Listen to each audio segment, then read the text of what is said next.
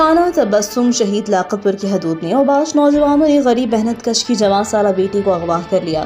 Police ने मुतासरा खानदान को फुटबॉल बना दिया। अगवा होने वाली लड़की की वालिदा वालिद और मासूम बहनी गम से निढाल। डीपीओ रहीम यार खान से अगवा होने वाली लड़की की बाजियाबी का मुतालबा। इस हवाले से मजीद बताएंगे लियाकतपुर से नुमाइंदे अशरफ अली भट्टी। जी अशरफ अली बताएगा पुलिस ने अभी तक क्या कार्रवाई की, क्या कहना है पुलिस का, बताएगा।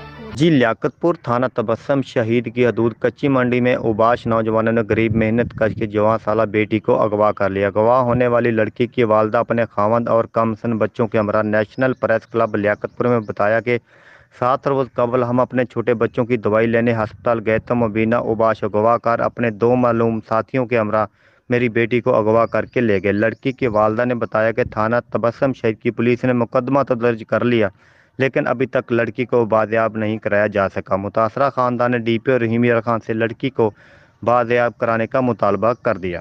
कैमरा टीम के साथ अशरफ अली भट्टी, लियाकतपुर। अब तक के लिए इतना ही। मजीद खबरों से बाखबर रहने और ताज़ा अखबार पढ़ने के लिए विजिट करें हमारी वेबसाइट rednews.pk।